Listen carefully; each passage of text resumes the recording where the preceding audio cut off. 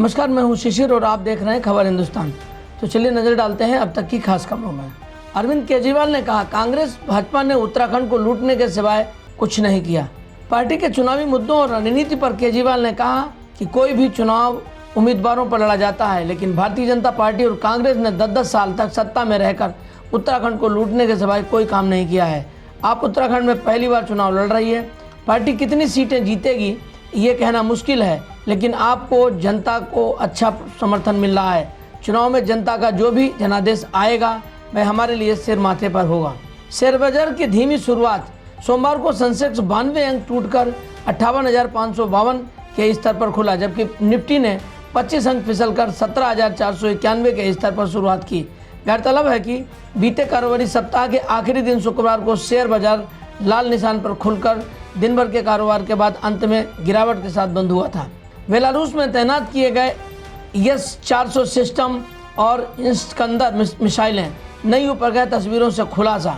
रूस व यूक्रेन के बीच जंग की आशंकाएं कायम हैं। भले ही दोनों देशों के बीच सुलह के प्रयास जारी हैं, ताज़ा उपग्रह तस्वीरों से पता चलता है कि रूस ने बेलारूस में S-400 मिसाइल प्रतिरक्षा प्रणाली और इस्कंदर प्रक्षेपास्त्र तैनात कर दिए हैं। अमेरिका ने अन्य पश्चिमी देशों का दावा किया है कि रूस यूक्रेन सीमा के आसपास के क्षेत्रों में सेना की तैनाती बढ़ाता जा रहा है। वह ऐसा तब तक करेगा जब तक कि राष्ट्रपति व्लादिमीर पुतिन को यह भरोसा हो जाए कि वह यूक्रेन पर आक्रमण के लिए पूरी तरह तैयार है।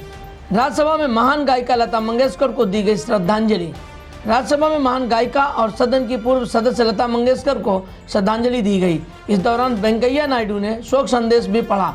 उन्होंने कहा कि लता मंगेशकर के निधन से देश ने भारतीय संगीत और फिल्म उद्योग की दुनिया को एक महान पार्श्व गायिका, एक दयालु इंसान और एक महान व्यक्तित्व खो दिया है। उनके निधन से एक युग का अंत हुआ है। संगीत की दुनिया में अपूर्णीय शून्य पैदा हो गया है। प्रधानमंत्री मोदी के वर्चुअल जन चौपाल कार्यक्रम तय, आज हरिद्वार में संबोधन। प्रदेश में 14 फरवरी को होने वाले चुनाव के लिए अब 8 दिन का समय शेष बचा है। प्रचार के अंतिम समय में चुनावी हवा बनाने के लिए भाजपा के प्रत्याशियों की तरफ से पीएम मोदी को चुनाव प्रचार में लाने की मांग की जा रही है। उत्तराखंड में चुनावी हवा बनाने के लिए भाजपा ने प्रदेश के 5 लोकसभा क्षेत्रों में मोदी के वर्चुअल जन चौपाल कार्यक्रम दोबारा से तय कर दिए हैं। 7 फरवरी को वो हरिद्वार लोकसभा सीट में वर्चुअल संबोधन करेंगे। आज बिजनौर आएंगे पीएम मोदी और सीएम योगी। प्रधानमंत्री नरेंद्र मोदी और मुख्यमंत्री योगी आज बिजनौर में जनसभा को संबोधित करेंगे। मंच, पंडाल और व्यवस्थाओं की तैयारियां रविवार देर शाम तक पूरी कर ली गई थी। सुरक्षा के लिहाज से एसपीजी के अधिकारियों ने पुलिस बल को ब्रीफ किया। वहीं वायुसेना के हेलीकॉप्टर ने लैंडिंग का रिहर्सल और शहर के ऊपर चक्कर लगाए। प्रधानमंत्री मोदी की सुरक्षा को लेकर 360 सुरक्षा घेरा बनाया गया है। बॉलीवुड अभिनेता अक्षय कुमार से मिले मुख्यमंत्री धामी, का राज्य के ब्रांड एम्बेसडर होंगे मिस्टर खिलाड़ी। बॉलीवुड अभिनेता अक्षय कुमार अब उत्तराखंड के ब्रांड एम्बेसडर होंगे। उन्होंने सोमवार को देहरादून में उत्तराखंड के मुख्यमंत्री पुष्कर सिंह धामी से मुलाकात की। इस दौरान मुख्यमंत्री धामी ने अक्षय कुमार को पहाड़ी टोपी पहनाई और पुष्पगुच्छ दिया। मुख्यमंत्री पुष्कर सिंह धामी ने कहा कि हमने अक्षय कुमार को एक प्रस्ताव दिया है जिसे उन्होंने स्वीकार कर लिया है।